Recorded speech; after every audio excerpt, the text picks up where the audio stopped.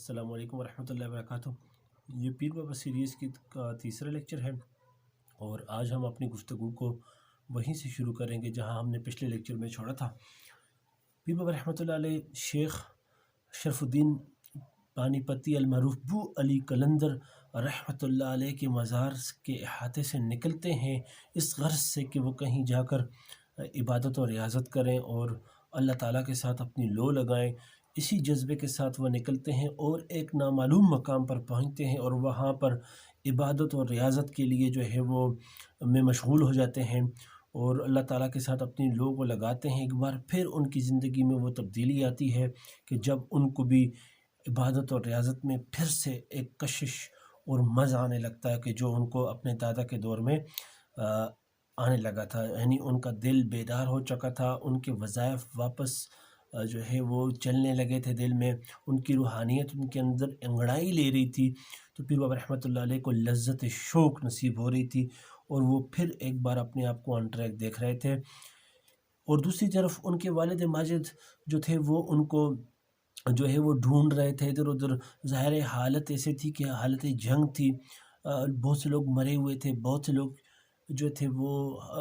زخمی تھے، تو وہ ان کو زخمیوں اور مردوں میں جب نہ پایا انہوں نے، تو ایک باپ کو میں ایسی حالت میں کیا کہوں کہ اس کے اوپر کیا گزر رہی ہوگی، جو باپ ہے وہی بہتر سمجھ سکتے ہیں قمبر علی کی سچویشن کو، کہ وہ ایک تبرک کے طور پر ان کو اپنے ساتھ لائے تھے اور وہ اچانک غائب ان کو پایا تو ان کو ڈھونڈتے ڈلاتے بیچارے ان کے اوپر پتہ نہیں کیا گزری ہوگی، یہ وہی بہتر جانتے ہیں اور ایک باپ اس کو امیجن کر سکتا ہے۔ تو وہ ڈھونڈ رہے تھے، تو نتیجتاً ڈھونڈتے ڈھونڈتے وہ بھی شیخ شرف الدین بانی پتی المعروف بو علی قلندر کے مزار کے اوپر پہنچے اور وہاں جو متعلقین تھے ان سے پیر بابا رحمۃ اللہ علیہ کا حلیہ ولیہ بیان کر کے جب پوچھا تو انہوں نے بتایا کہ پیر بابا رحمۃ اللہ علیہ وہاں پر تھے اور اس طرح عبادت و ریاضت کی غرض سے کہیں نکل گئے ہیں۔ تو پھر ان کو کچھ تسلی ہوئی اور وہ پیر بابا رحمۃ اللہ علیہ کو تلاش انہوں نے مزید شروع کی، تو وہاں پر وہ پیر بابا رحمۃ اللہ علیہ کو انہوں نے پا لیا۔ تو جب دونوں باپ بیٹا کی آپس میں ملاقات ہوئی تو پیر بابا رحمۃ اللہ علیہ اپنے والد ماجد کے استقبال میں کھڑے ہوئے اور ان کا استقبال کیا جیسے کہ ایک باپ کا استقبال کرنا چاہیے۔ ظاہر ہے ان کے نظریات الگ تھے، ان کا دنیا کے اندر رہنے کا طریقہ کار یا رہنے کی فکر اور سوچ میں ضرور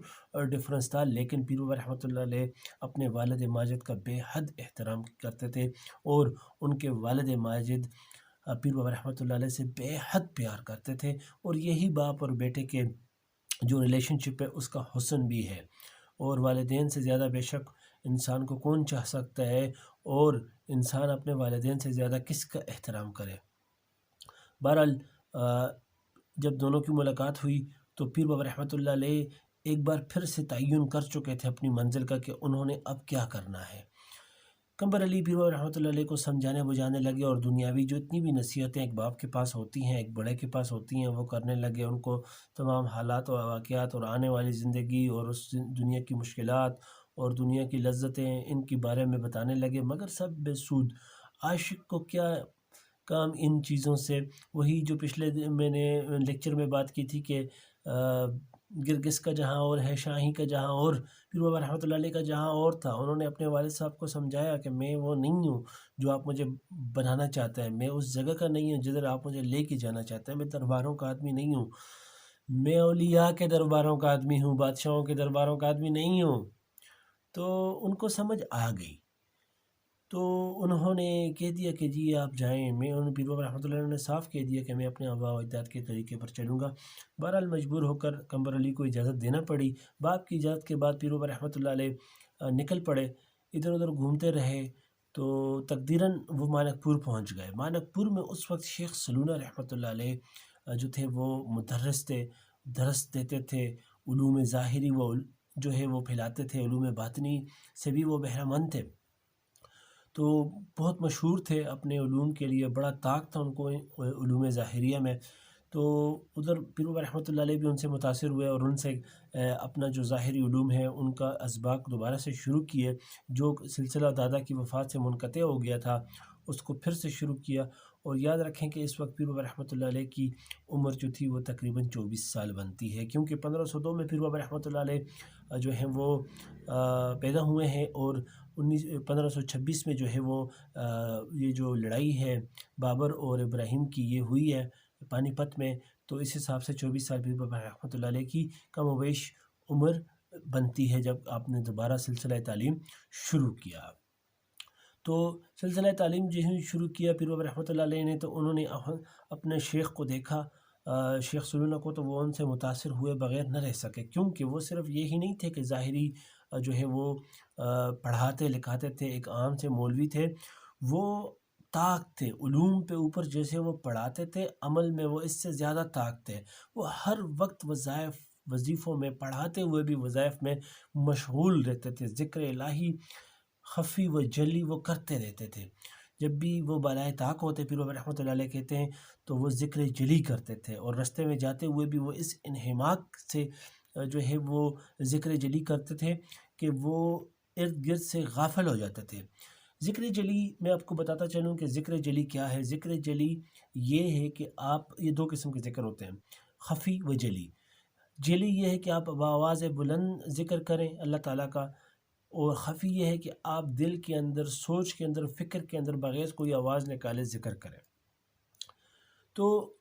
پیر بابا رحمۃ اللہ علیہ نے ان کی بہت سی کرامات جو ہے وہ نوٹ کی اپنی تعلیم کے دوران، اور بہت سے مقامات پر پیر بابا رحمۃ اللہ علیہ نے ان کے کشف کا مظاہرہ دیکھا کہ وہ کتنے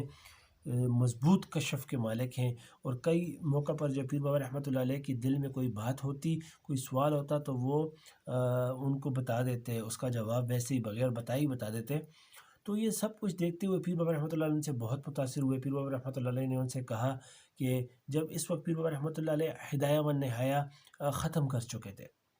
وہاں تک انہوں نے تعلیم اپنی مکمل کر لی تھی، تو یہ بھی ایک شوشہ چھوڑا جاتا ہے کہ پیر بابا رحمۃ اللہ علیہ ایک عالم دین نہیں تھے، اور وہ کوئی ملنگ ٹائپ شخصیت تھی، تو یہ بھی کوئی صحیح بات نہیں ہے۔ پیر بابا رحمۃ اللہ علیہ بڑے مضبوط استادوں کے شاگرد تھے، اور دین کے اندر بڑی مضبوط جو ہے وہ ان کی تعلیم ہوئی تھی۔ تو اس کے بعد پیر بابا رحمۃ اللہ علیہ نے اپنے استاد سے کہا، شیخ سلونہ سے، کہ روحانیت کے علوم ان سے سیکھنا چاہتے ہیں، اس کا اظہار کیا، اپنی طلب کا اظہار کیا کہ وہ ان کو روحانی علوم بھی سکھائیں، بیعت کر دیں۔ تو استاد شیخ سلونہ نے معذرت کی اور کہا کہ یہ کوئی میرے بس میں نہیں ہے، کیونکہ یہ میری مرضی سے نہیں ہے، اللہ اور اس کے رسول سے آتا ہے، یہ وہاں سے سلسلہ چلتا ہے، وہاں سے جو آرڈر ہوتا ہے وہی ہم پابندی کرنے کے اس کے جو ہے وہ قائل ہیں۔ لیکن پیر بابا رحمۃ اللہ علیہ کے انہماک کو دیکھتے ہوئے، ان کے شوق کو دیکھتے ہوئے،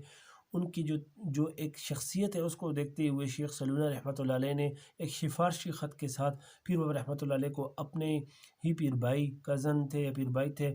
شیخ سالار رومی کے پاس جو ہے وہ بھجوا دیا اجمیر میں۔ یہ اجمیر جس کی میں بات کر رہا ہوں، یہ اجمیر وہ اجمیر نہیں ہے جو کہ کہا جاتا ہے مشہور اجمیر جو ہے، جو سید معین الدین چشتی کا جو اجمیر ہے وہ نہیں ہے، یہ گجرات میں دہلی کے پاس مانکپور پور کے قریب ہی ایک اجمیر ہے، یہ وہاں غالباً تھے۔ تو اس جگہ کا ایک مخصوص نام بھی ہے جو میرے ذہن سے اس وقت نکل گیا ہے۔ تو بہرحال وہاں پہنچے تو شیخ سالار رومی سے سامنا ہوا، ان سے اپنا حسب نسب بیان کیا، انہوں نے سب کچھ پوچھ پاچھ کے انہوں نے کہا کہ سادات، آپ جیسے جو سادات ہیں یہ خدمت کے قابل نہیں ہوتے، یہ ان خدمت کروانے کے لیے نہیں ہوتے، ان کی تو خدمت کی جاتی ہے، یہ تو خدمت لینے کے والے لوگ ہیں، مگر جو آپ مجھ سے طلب کر رہے ہیں یہ بغیر خدمت کے نہیں ملتا۔ تو پیر بابا رحمۃ اللہ علیہ فوراً خدمت کے لیے تیار ہو گئے، اور انہوں نے شیخ سالار رومی نے ان کو مسلح کی خدمت دے دی، اور یہ خدمت لیتے ہی پیر بابا رحمۃ اللہ نے پوری صداقت دکھائی اس خدمت کے دوران، اور اچھی طریقے سے اس خدمت کو نبھایا۔ اب یہاں سے آگے ہم اپنا اگلے لیکچر میں بات کریں گے پیر بابا رحمۃ اللہ علیہ کے روحانی سفر کے بارے میں۔ تو میں آپ کو یہ بتاتا چلوں کہ یہ جو ہمارا لیکچر ہے یہ ہم نے بنیادی طور پر جو پیر بابا رحمۃ اللہ علیہ پر پہلی کتاب لکھی گئی ہے تذکرہ ابرار والاشرار، یہ فارسی ورژن ہے، اس سے لیا ہے، اس کی شرح ہے، اتنی خیر کام کی نہیں ہے لیکن چلیں اس سے بھی آپ استفادہ کر سکتے ہیں۔ اس کے علاوہ کتاب العبرہ ہے عبد الجبار شاہ صاحب کی، اس کے علاوہ جی جناب جو ہے وہ تذکرہ سادات ترمذی ڈاکٹر عبدالحج شاہ صاحب کی بڑی اچھی اور مفید کتاب ہے۔ عبدالعلی مصر کی جو ایک کتاب ہے سبت حسین، اس کو آپ دیکھ سکتے ہیں، روحانی تڑن سے آپ استفادہ کر سکتے ہیں۔ اور اس کے علاوہ جو ہے وہ حیات پیر بابا رحمۃ اللہ علیہ نامی کتاب سے بھی آپ استفادہ کر سکتے ہیں۔ ان تمام کتب سے یہ نچوڑ کیا گیا ہے۔ باقی اگلے لیکچر میں انشاءاللہ ملتے ہیں۔ آپ ہمیں جو ہے وہ سبسکرائب کریں، ہمیں زیادہ سے زیادہ شیئر کریں، ہمیں لائک کریں تاکہ یہ سلسلہ برقرار رہے۔ والسلام۔